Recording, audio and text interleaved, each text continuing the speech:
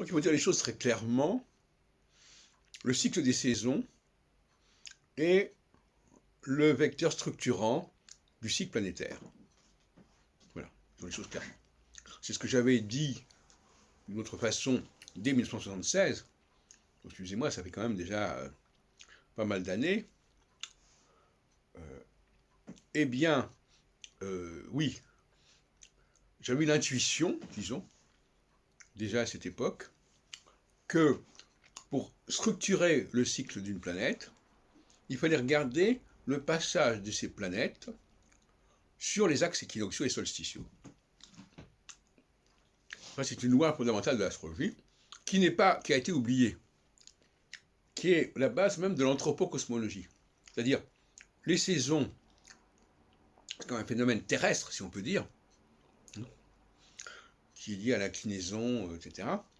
Et les planètes, c'est un phénomène céleste. Et c'est le binôme, c'est la polarité terrestre-céleste qui caractérise l'astrologie. Parce que l'astrologie, c'est effectivement cette dualité. C'est pour ça que je parle d'anthropocosmologie.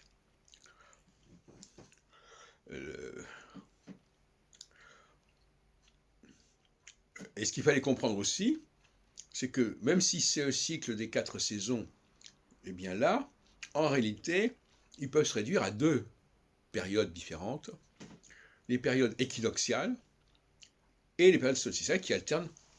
C'est-à-dire qu'on a une période équinoxiale, puis de 7 ans pour Saturne, une période solsticiale, une période équinoxiale, une période solsticiale.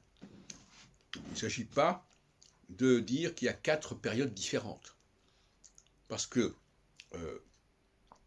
les 2 périodes équinoxiales ont des ressemblances significatives, tout comme les 2 périodes solsticiales ont des périodes significatives. Par-delà la différence météorologique qui n'est pas la même, etc. Mais fondamentalement, l'équinoxe, d'ailleurs le mot équinoxe, pourquoi on emploie le même mot équinoxe pour les printemps et l'automne s'il n'y a pas des similitudes entre le printemps et l'automne? Pourquoi on emploie le même mot solstice s'il n'y a pas des similitudes entre le solstice d'été et le solstice d'hiver? C'est aussi simple que ça.